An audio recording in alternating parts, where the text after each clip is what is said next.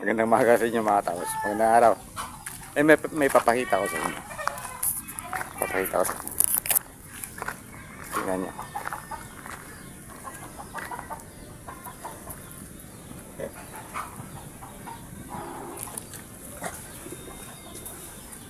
Yan.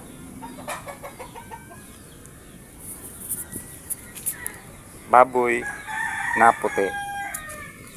Ayun. Ito naman mga tamos. Papakita ko naman sa inyo.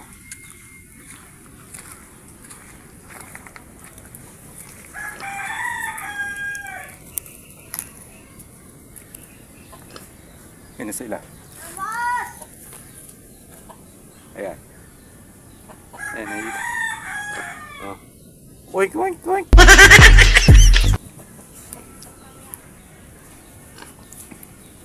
Baboy na itim. Nandito sa kanina sa labas eh. So nandun sa loob, hindi rin nyo makikita halos kasi may itim nga. Ayun o. Ayos no. May baboy na puti, may baboy na itim. Pero ito mga tama sa isang kalaman na yung mga nagtatanong kasi itim eh. So dapat yung balat niya pag kinarni na siya, itim din. Pero hindi, mga tamos. Yung itim na baboy, pag kinarni na siya, siyempre kinikisisan yan. Pumuputi yan, mga tamos. Nagiging kagaya siya nung dito. Yung kulay puting baboy. Nagiging ganun yung balat niya. So, ayan mga tamos ha. Tataka nga ako kung bakit. Ayun lang. Mamaya, magkita tayo.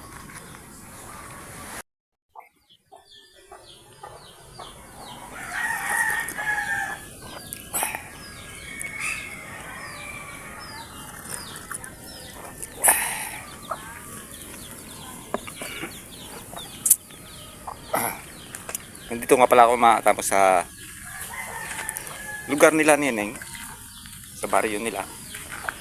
Ayan. So nandun siya nagluto. Ayan, dyan siya. Ayan o. Bahay ng ate niya. Hindi pa natatapos, pinapagawa. Nandun sila sa loob ng ate niya. Naglilinis ng isda. Isda, ng ulam. So ako nandito sa labas, papahangin at minom ng kape. Ayun nga, nakita ko nga yung baboy. Ayun o. Balik ulit tayo doon. Natutuwa lang ako sa kanya eh. Ano ba? Ayun na siya. Ayun o. Lumabas na siya.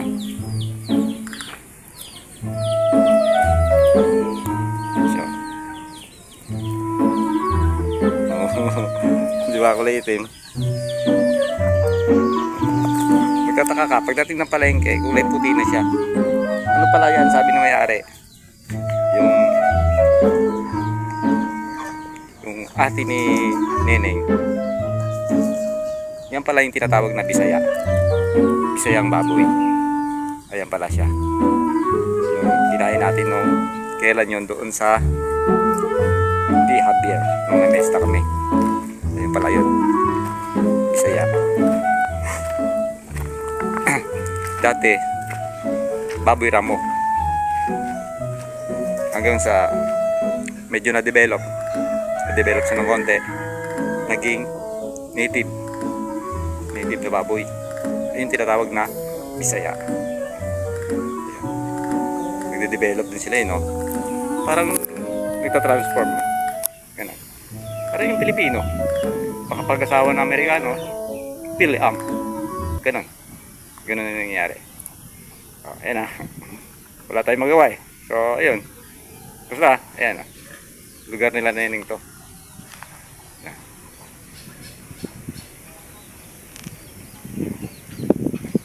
Napaka-presko.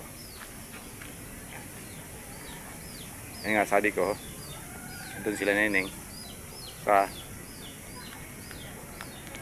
bahay ng ate niya pinapagawa. So nagluto sila doon, mamaya kain tayo. Okay, puntahan tayo.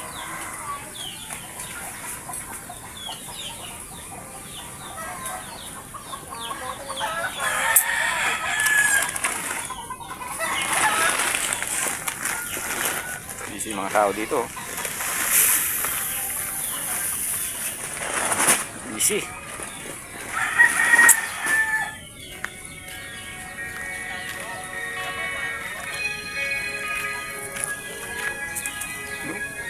Ang pupogi.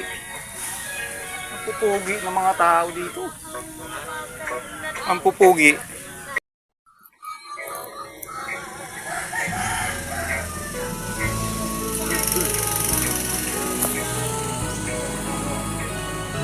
Ano tayo?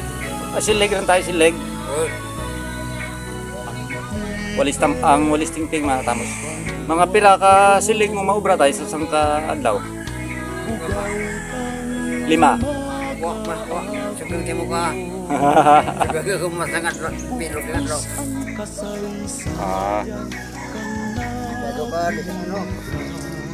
Mauti kasi yun eh, mauti. Lisod, mahirap.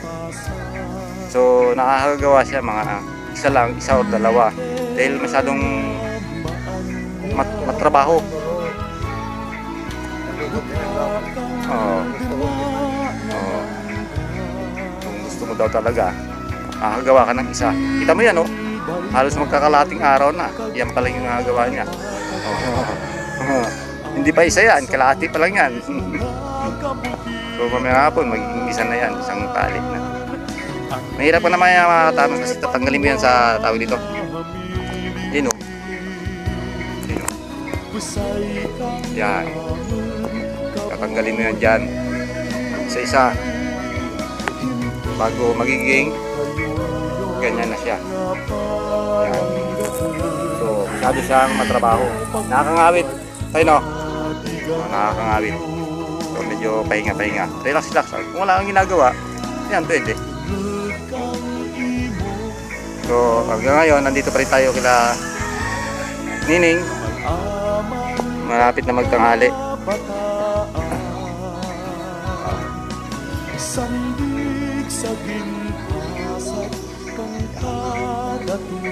Palayan na yan dyan, palayan.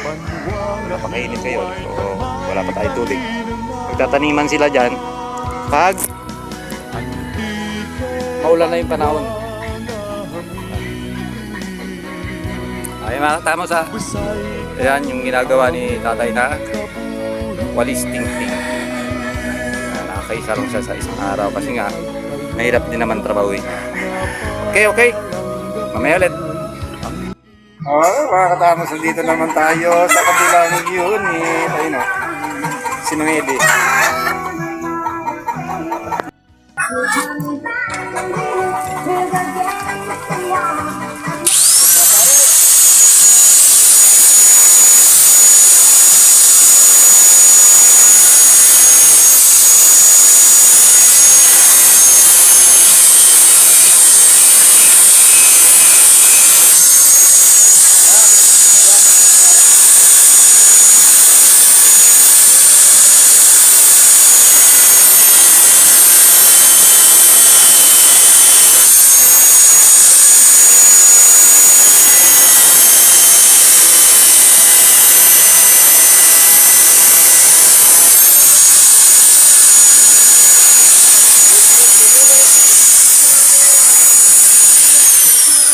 Domile. Guwapo yan. Sitio Domile. Sitio Dumire. Ayan. Probado. Panibago niya na naman ginagawa yan. Yan. Bago na naman yan. Ito. Yan. May mga sukat-sukat yan, no? 3.7, 3.8, Ganun ba yun? 3.9, 4 inches, 4 and a half. Depende sa ano yan, Ah, sa size ng manok din. Kung gaano kalaki yung manok. sa paa, sa paa. Sa paa. Sa paa nila sinusukat. 3.5. Mga aparatos niya rito.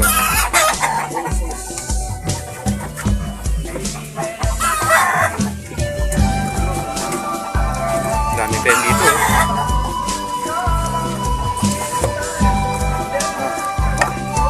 Si Nong Ede Santillan, siya ang pinakamagaling na napakatagal na niyang gumagawa yan. Halos 30 years, Bragin. 30 years na. 30 years. Masyado na siyang eksperyensado. At nakarating na ito sa bunga ni Atungang. Kita mo. Kung saan nyo makikita si Nong Ede Santillan,